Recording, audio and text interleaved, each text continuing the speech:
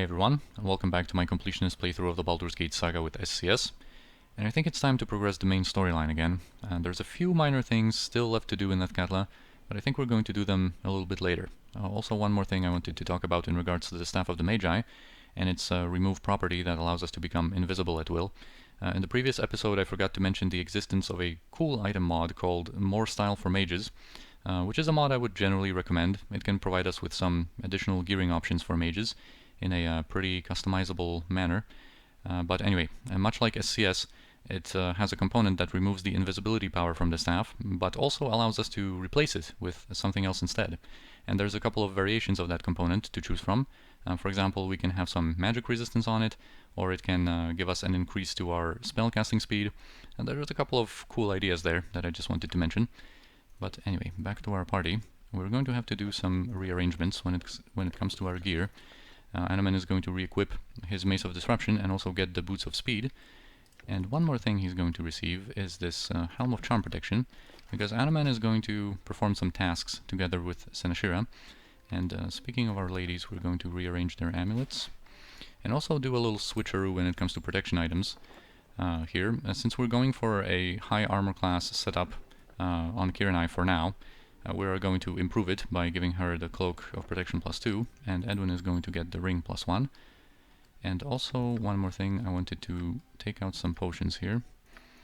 We're going to sell some of these potions of Insight. We don't need that many.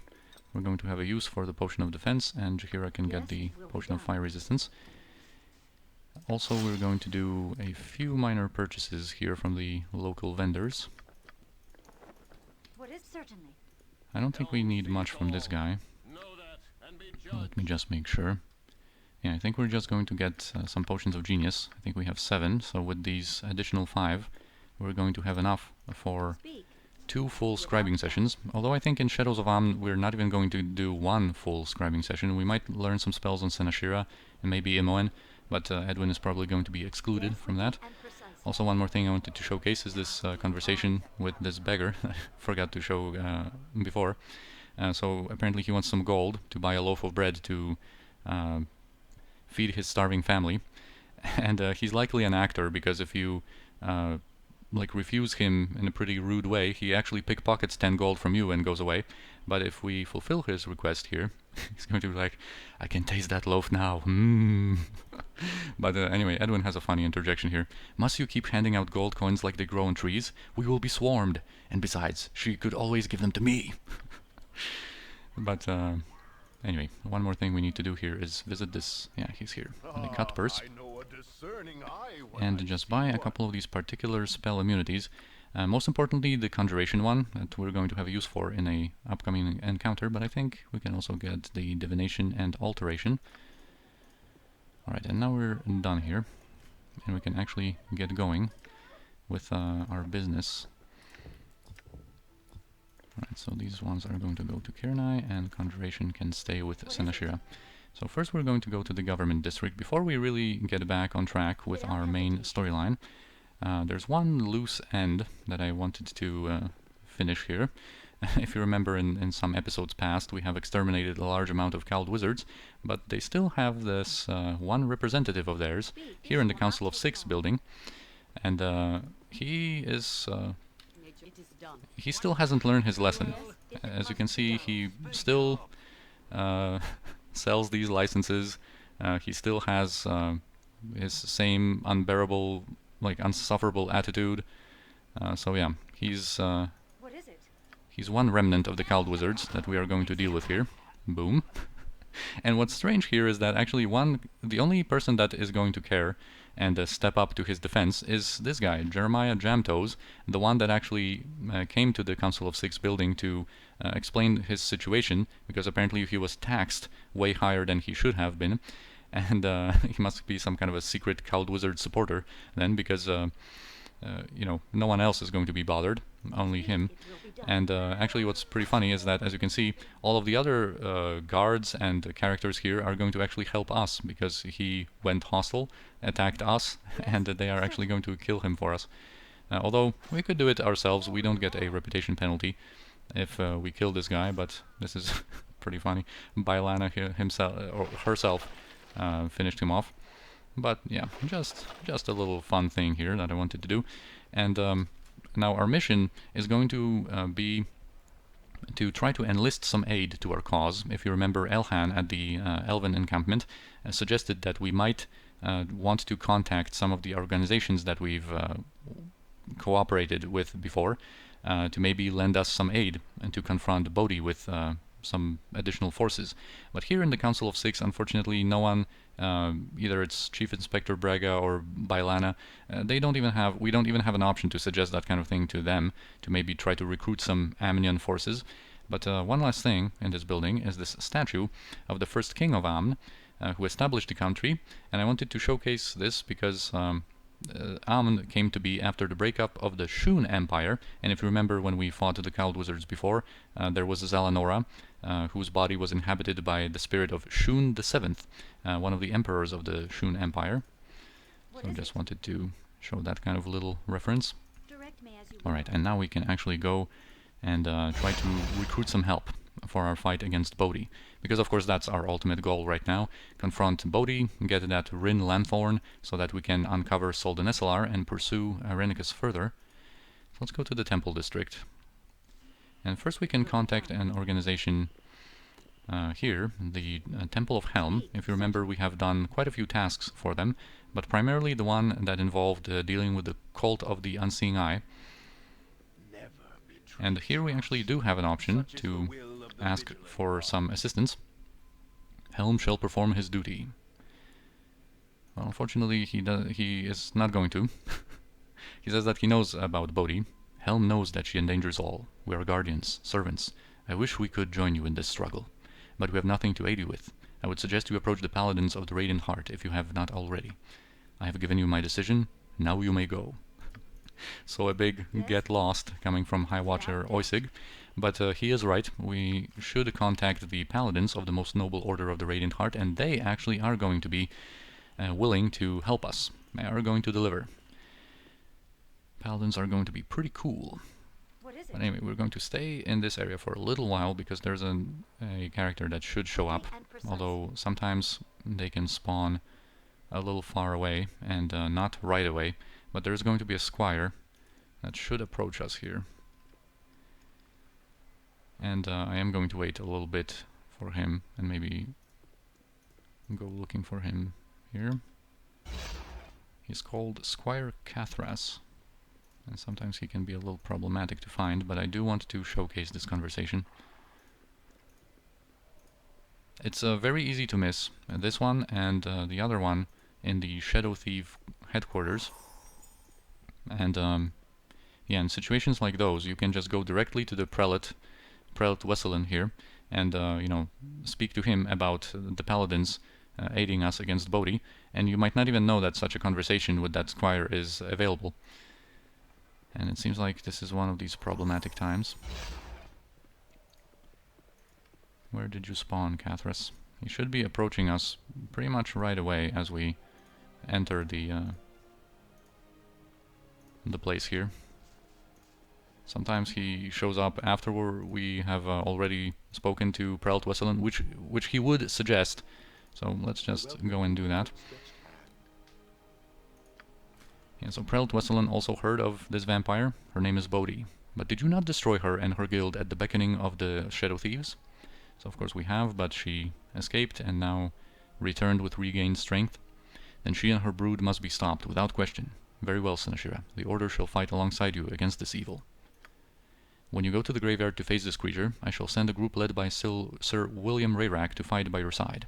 They will meet you in the catacombs. In Torm's name, I pray that this is enough to defeat this evil once and for all. Go with my blessing, Senashira. I have preparations that must be made. And they're actually going to be more like led by a different guy called Eric Van Straten, who is going to stay with us for the longest time. But I really want to... Okay, there he is. Now he spawned. And he is going to greet us here. He's supposed to... you know, this conversation is supposed to occur before we actually talk to the prelate himself. But yeah, apparently he has heard of our heroics. And he's going to ask us about our business here. And yeah, we can say that we want to enlist the help of the paladins against a vampire. And he's going to suggest talking to the prelate. But at least we got that conversation. I'm happy with that. Because these ones are really, really unreliable, and especially the next one. And when it comes to the next one, I actually come prepared with a console command in case the guy doesn't spawn. Because in my experience, this one is like way more buggy. And an additional problem with him is that he is just called Shadow Thief. Doesn't have his own unique name. So we're going to wait a little bit for him here, but I actually have this console command here to spawn him manually. And this was a little bit problematic. I went through all of the creature files to look for him. And of course, you know, there's plenty of guys plenty of characters that are just called Shadow Thief, as you can see here, with different creature file names. But fortunately, this was pretty easy to find, because as you can see, his creature file is called C6 Mess, which obviously stands for Chapter 6 Message or Messenger. But let's see if he spawns on his own or not. It will be done.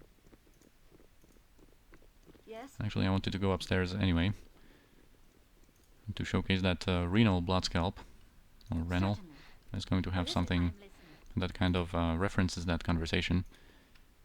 You know, I think we're just going to spawn that guy manually. So there he is. Apparently he was looking for us, because the Shadow Master Aaron Linvale has been, wants to contact us as well. Make a request to speak with you as soon as possible. So we're going to agree to that. Of course, we wanted to pay him a visit anyway. And yeah, here Reynolds says that, you know, the Shadow Master himself called upon us.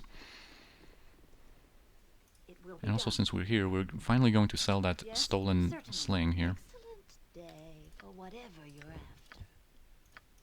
Boom. And we're going to sell the other things we have prepared for selling. To, of course... Oh, here he spawned. Alright, so behind the corner here on the way. But yeah, I've had situations where he would not spawn at all. Like, no matter what I tried, he would just stay in the shadows, I guess, and just would be unable to find us. Anyway, here's Aaron Linvale, whom we haven't seen since our departure to Spellhold. So let's see what he has to say. Ah, you have returned after all, and far sooner than I expected. After we left on Havarian's ship, I must admit that I half wondered if you would reach the island, never mind return. Well, I half wondered that myself, considering the fact that your captain betrayed me. He betrayed you? I'm not surprised. Oh, don't look at me like that. It was not because of me. Seaman Havarian was not one of my men in the slightest. Yet he is the one that you hired, fiend. You did not warn us of his untrustworthiness before we left. In fact, you made us perform all manner of tasks for the privilege of sailing with him. And that's what I'm talking about, Animan. Like, that's the type of interjection I want to see out of you, my man. You are getting some points. You're getting a lot of points when you're when you're presenting interjections like those. Or like this one. I did tell you that few ships dare to visit Brinlaw, and you saw the type of person that haunts the place. Havarian was the best available, I am afraid. And I see that you have your companion back amongst you. That was your goal, wasn't it? I trust you are no worse for the wear, my dear. Other than the fact that Bodhi has my soul, sure, I'm just fine. How about you?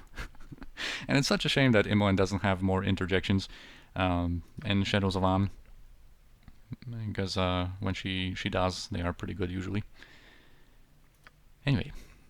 Now here, this is a purely role-playing choice, what to do with Havarian. This doesn't influence anything, and yeah, we can have the Shadow Thieves also looking for him, I guess, and dispense some punishment. Then we shall have to see about the Shadow Thieves paying him a little visit. Somehow, though, I think he will be hard to find. No matter, we are patient. So adding to all of other Seaman Havarian's troubles, now he's also going to have to deal with the Shadow Thieves. I need your help in dealing with Bodhi. You were successful destroying her guild, of that I am glad, but the mistress herself seems to have survived. I don't know why she returned to Atkatla, but I can't take the risk that she will rebuild and take revenge on the Shadow Thieves, and myself, of course. I would like you to end her existence permanently. I won't fault you for your failure last time. Obviously, both of us underestimated the extent of her power. It wasn't a failure. The guild was destroyed. Only she escaped. But anyway. He is going to provide us with some assistance. If we are a little bit more rude to him earlier in that conversation, he is going to be reluctant to do that, but if we are charismatic enough, we can persuade him anyway. So yeah, as for the assistance, You shall have it. You have proven yourself to the entire guild, and from your reputation, you are certainly to be trusted with the lives of my men. I will have Arcanis and Yachiko and others, our best assassins, join you when you enter Bodhi's catacombs. I want to be sure Bodhi is forever out of my hair. And he mentions Arcanis Gath, which is normally when you try to do something against Renal, if you attack him on, or cast spells at Renal Bloodscalp, Arcanis Gath shows up and instantly kills you. But that does not happen in Chapter 6, by the way, and that's something that we're going to explore further a little bit later. And also mentions Yachiko, which is a mistake here, because once we see her in combat, she is actually Kachiko, and if you remember Jolov, the merchant from the Copper Coronet, he had a weapon in his stock called Kachiko's Wakizashi. And, possibly referencing this character here. Go to the catacombs when you're ready, then. Your assassins will meet you there. And, incidentally, good luck. Alright, so now we have all of the different assistants that we could get. We have hired everyone. So we have Drizzt, if you remember when we were traveling outside, we have met Drizzt and his companions, and we managed to recruit him to aid us against Bodhi. Then we have the Paladins and the Shadow Thieves. And here we're just going to quickly rework some of our spells before we go into action, because now is the time to do the attack against Bodhi and her vampires again. And I think I'm going to memorize one True Sight on Senashira, and that's because in SCS, True Sight prevents and also dispels magical blindness, as you can see here in this additional line. And I'm not sure if this is going to work on Bodhi's blindness for sure, because her spells are like a completely different matter, and we're going to elaborate on that later. But this should be useful in any case to have on Senashira as well. Here we are going to get two of these protections from the elements. When it comes to Bodhi's spells, like I said, she has a completely different... they work a little differently, and when it comes to her cold-based spells, unfortunately you need to have the specific magic cold resistance, and that was the case, if you remember, in our first confrontation against Bodhi. Her Deathly Shroud, her like fire shield blue, dealt like specifically magic cold damage, which is an extreme exception in the whole game, that your normal cold resistance does not protect you against it. You need to have magic cold, and this one is going to provide us with 75, and then Edwin is going to have some more stuff for us. But anyway, here I would also like to have one limited wish, but we have scrolls of limited wish, so we are going to use one of the scrolls, I think. And here we're just going to get more improved mantles. We are going to need a lot of protections on Senashira. Next on Edwin, we are going to get, instead of protection from fire, we are going to get the protection from cold, and these ones are going to give us 50 magic cold resistance, so they are going to be something to work with. Let me just see if I wanted to have anything else. Yeah, on Animen we are going to get a little bit more negative plane protection, and we're going to actually get rid of Repulse Undead, because you might wonder, we're heading right into the lair of the vampires again, so it might seem like a good idea to hold on to Repulse Undead, but actually in our encounters we are going to want the undead to bunch up. We don't want to throw them away again, away from us. And here at level 6 we are going to go for something else. We're going to cut down on our aerial servants, and possibly, maybe even Globe of Blades, and we're going to memorize 2 Soul's Searing Orb, which is going to be a another new spell, and it's a pretty good spell against undead specifically. It deals much more damage against undead than normally. It's kind of like a little projectile that you conjure, and only the cleric himself needs to use that, so you cannot pass that around like the fire seeds that Jaheira can create, for example. But it does decent damage against undead, and even if they have a successful saving throw, it still blinds them, or it's a single target spell, but it still blinds that particular undead creature. And what's also great about the spell is that it bypasses magical resistance, and this is going to be extremely crucial when it comes to our endeavors here coming up. Also, Bolt of Glory I am going to keep, because it deals decent damage against undead and it also bypasses magic resistance. And when it comes to level 7 spells, we are going to keep this Storm of Vengeance, I think. I'm not sure if we're going to get to cast it, but there are going to be some undead spellcasters that we might want to interrupt with it. We are going to go for Implosion for two reasons. First of all, it bypasses magic resistance again, and it delivers fire and physical damage. And fire is the one element. I think it's fire and acid that Bodhi has no resistance against, and all of the other elements she has at least. I think she has 50 magic damage resistance, and she is immune to cold and electricity, I think. But anyway, I think this is going to be it. Also, we're going to get rid of Firestorm, and this would be a really nice spell, considering that it bypasses magic resistance and delivers fire damage. But since we are going to have those companions that we recruited, I don't want to deal damage onto them. And we are going to have another spell that we have not used before, and this is going to be of very, very limited use, but at least it's going to do something. We might as well show it off here in the upcoming encounters. Holy Word, it casts very quickly, and for the undead, or the caliber of undead that we're going to be facing off against, it's going to just deafen them, providing them with a 50% chance of spell failure. And considering that in the final fight there are 2 vampire mages, we might just go up quickly to them after using some remove magics on them, and then apply this deafened status, the deafness, I guess, status effect, especially since there's no saving throw for it. So that in case these mages want to cast some spells, at least we're going to have a chance that they are going to these spells are going to fail and like fizzle out. But anyway, I think this is everything that I wanted to change here. One thing that you might be thinking about is why not Sunray, and we're going to have Sunray from different sources, and I don't want to go like too overboard with Sunrays, and actually, just look forward to showcasing some different spells that we have not used before. Oh yeah, and also we're going to set up our sequencers, and we're going to go for extreme remove magic here on Senashira and Edwin both, because like I mentioned, there are going to be some undead mages, and we want to be sure to dispel them successfully.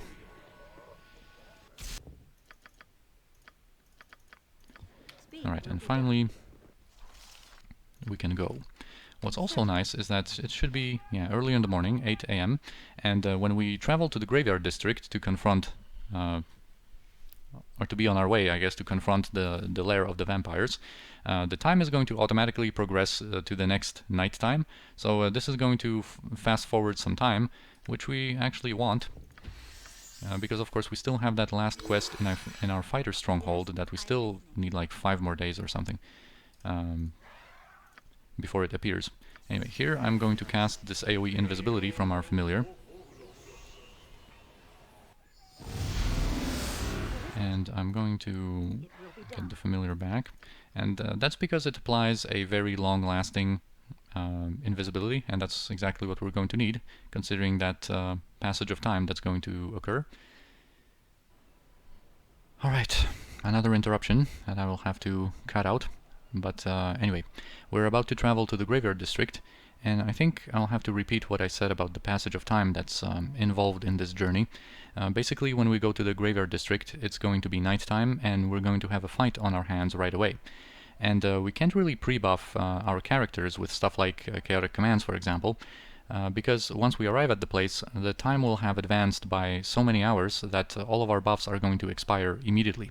So what we're going to do about this is have everyone except Senashira under the effect of this long-lasting invisibility spell, but also Anomen is going to reveal himself very quickly. And both Senashira and Anomen are protected against level drain, thanks to our Amulet of Power and Mace of Disruption. And then when it comes to the domination spells that vampires like to use, we're going to use this Helm of Charm Protection on Anomen, because Charm and Domination both fall under the same category of status effect, so this is going to protect Anomen. And on Senashira, we're going to take out our Equalizer Sword. For the first time is going to see some action, and that's because it provides us the same immunity. We can place that in Senashira's offhand, so they are going to be protected against all the nastiest things that the vampires can offer us. So anyway, let's proceed.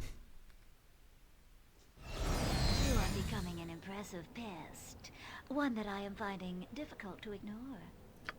Honestly, Senashira, I simply do not know what to do with you. I grow tired of seeing you in my shadow. I was not the one that fled our last encounter, Bodhi. Sorry if I scared you. That's the response I like the most. Of course, referring to our transformation into the Slayer in Spellhold. But yeah, Bodhi basically is going to run off to attend some more important business and is going to just give us a warning not to pursue Irenicus any further. And is going to leave us with some vampires to fight. But anyway, if we were in a romance here, this would be the moment where our love interest would get kidnapped by Bodhi, and we would lose them from our party and would have to encounter them as an enemy a little bit later. But we are going to discuss that case a little bit later. So anyway, here I think we can immediately drink this potion of defense just to increase Senashira's armor class, and this matters not only when it comes to her receiving damage, but the drink blood ability that the vampires have. It actually works off of their Thaco, so you can avoid that if you have a good armor class. And they basically drink as many, or through that drink blood ability, they drain as many points of constitution as they would have drained levels. So these ones just drain 2 constitution, but that lasts for like 5 minutes, I think, that debuff. So I want to prevent that as much as possible. And we're just going to have Animan and yes, I'm sure I'll drink that. Yeah, fight these 4 vampires. I think these ones can also backstab, some of them at least, but that doesn't really matter. What is it? Yeah, here's that drink blood. And yeah, her constitution was already drained by 2.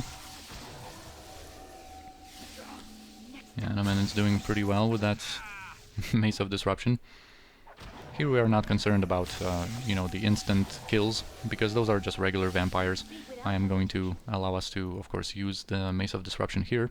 I just wanted to avoid that in the fight with the Twisted Rune, for example, where, a major opponent like Shiresa could have died due to that property of the Mace of Disruption. But anyway, now we of course want to get to the Lair of the vampires, but here these passages that we would normally access are deliberately collapsed, but the main entrance is unlocked for us. And here I am going to pre-buff Animan and Senashira with chaotic commands so that they can wear some better stuff. And also we're going to meet some of the higher level vampires like the Elder and Ancient vampires, and those ones also have an ability called Mesmerize that stuns, and chaotic commands of course protects us against stun. So this is going to of course be useful, and I think we're also going to give both of them an Oil of Speed, just to make them more effective in combat. Yes, this will not take long. Alright, and there we go. It must be done.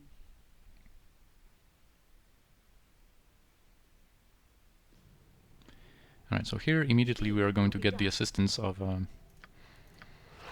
the Paladins. As you can see, there's a couple of them. Here's Eric Van Straten, who is going to stay with us for the longest time. There's also Branett Althon, Nerit, and William Rayrak, apparently their leader. I'm going to leave Animan kind of to the west and just approach with Senashira. And yeah, they say, of course, that they are here to aid us. And here we're also going to meet a lot of vampires that we have killed before, many of them in the random encounters during nighttime in Chapter 3, but some others, like Valen here, we have killed on Brinlaw, for example. But they are going to be back because we haven't had the opportunity to permanently kill them, but here we are going to be able to thrust some wooden stakes into a couple of them. So yeah, there's one of these vampires just spawns in the back there. Alright, Animan already took care of him. And now we can just have some nice fights. There was a bit of lag there for all of the vampires to kind of spawn and load their SCS scripts. I'm just going to have to monitor Senashira's constitution here. And normally I would give at least Eric Van Straten a chaotic commands, but I think in SCS they actually have some pretty good potions. A potion of power, I think they have a chance of having magic protection, and I think Eric Van Straten has magic shielding. And also once we get to the lower level, there's actually the companions that we have recruited. some of the ones that are going to stay with us for the final battle, they actually spawn anew on that lower level, so they actually get a new set of potions. So I think this is not going to be necessary for us to buff up any of these knights, but of course, yeah, especially since now most of them are going to return to the Order, and only Eric Van Straten is going to stay with us, and he's sufficiently protected. Yes? Next time. Anyway, let's just clear the way here. And we are going to go with Animan. And here we are going to use some turn undead, because as you can see there's a lot of elder and ancient vampires here. There's Hareshan again, and Tanova is a level 16 mage. I think level 16. She has access to at least level 8 spells, and we just are going to kind of get rid of most of them immediately. I don't want her being problematic for too long and like dispel us and whatnot. And also there's there's a very nice explosion here. Boom!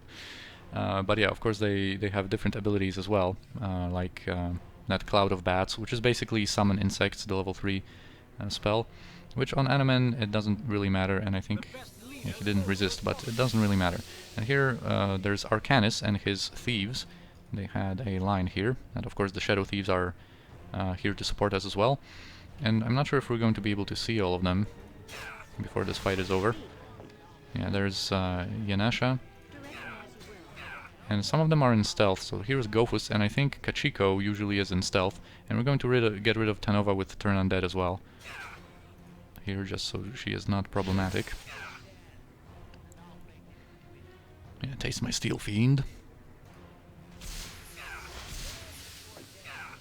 Alright, there she goes.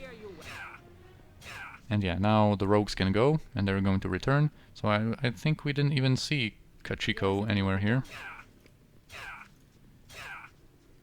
Anyway, now there's the last fight remaining, where, you know, Drist and his companions are here. And, okay, he didn't, now he has his line. Senashira, you're late. We started without you. And here we can also see that our cursor changes in these pools of blood. There's going to be one more in the lower level, and this is going to give us a message that we can actually purify it with our holy water that we got from the elves. And here, when we do so, this basically is just going to slow the vampires here.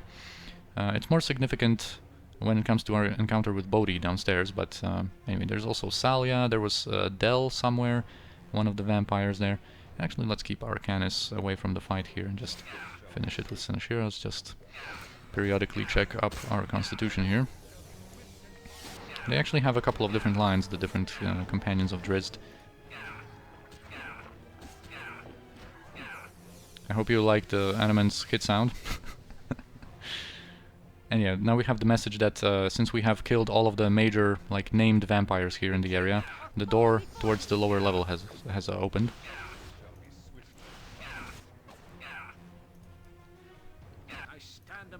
So what's your constitution? 13, so they were able to drain some of his constitution, one of the vampires that drains 3. Right, Driz, do you have something to say to your companions? Without doubt. Next time. Or did I miss it? He basically said to them the exact same thing, that he's going to finish our work here against Bodhi alone, and they can actually go outside and wait for him there. I would like them to... Yeah, they already went downstairs. Eric, please don't be problematic. And I guess he also now despawned, and he's going to be at on the lower level. Alright. I didn't want to have them here, just so that there's not going to be any problems with them involved, because it is not the end of our fighting here. This will not take long. And we're going to have another vampire mage to deal with. And here we can kill some of these vampires permanently, get some experience, get some satisfaction, of course, and get some enjoyment for that. And here we are going to have our other characters, because I think we're going to have to use some dispels on that guy. Let's enter the fight with True Seeing active. Also Senashira leveled up. What is it? It will be done. But anyway, let's see what we can do here. Yeah, here's just guard. Thy audacity is impressive. Anyway, of course, a baptism of blood and pain was ordained by Bodhi for us. And let's see what he's got here. Let's have one normal fight. Not resort to turn undead. We've done enough of that for now. And yeah, it seems like he has improved invisibility and doesn't even have any spell protections. So once our true seeing triggers, we should be able to just throw a quick breach onto him. What is it? It will be done. Actually, stay there, Admin. Go bother someone else. And Edwin is going to be able to throw in a little breach there. And also, well, I think I will resort to turn undead when it comes to these vampiric mists. There's quite a few of them in that next room, and they can actually go invisible and sneak past our guys, and they can see invisible, so they can level drain some of our guys that we have purposefully kept invisible, and I don't want that to happen. Alright, there's the breach. I think we can even support our guys with some thrown daggers.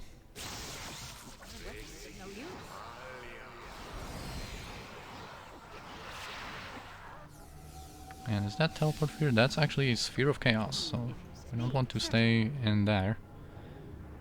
That's for sure. Yeah, went invisible instantly.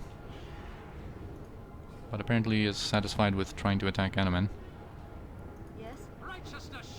Alright, and Animan, I think, is going to take a little risk here and just go through. And with this True Seeing active and Turn Undead, he's going to be able to dispose of these guys before they can become problematic.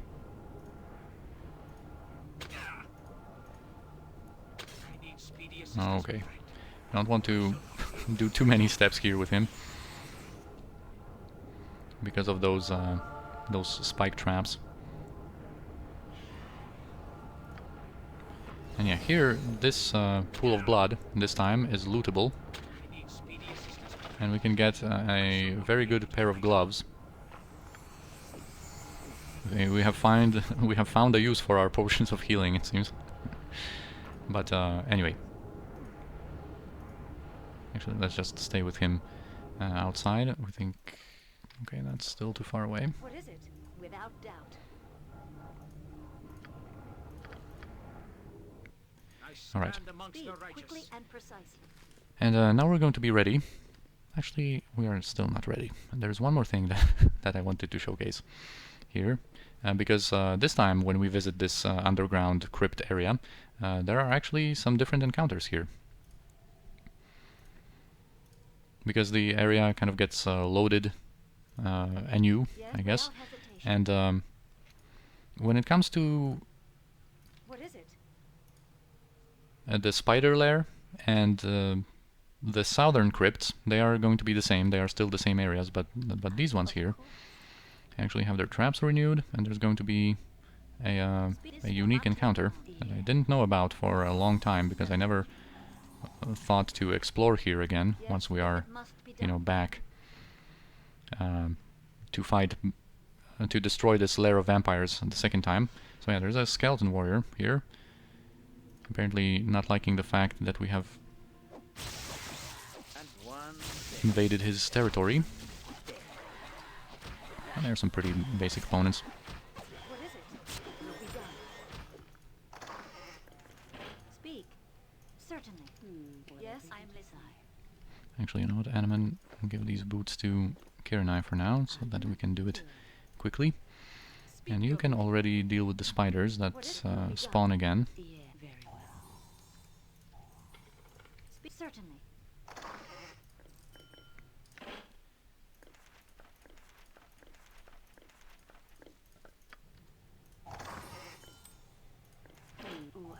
There's actually a nice symbol scroll here usually. Yeah. Symbol stun. Actually, when it comes to this, we're going to give this to Jahira.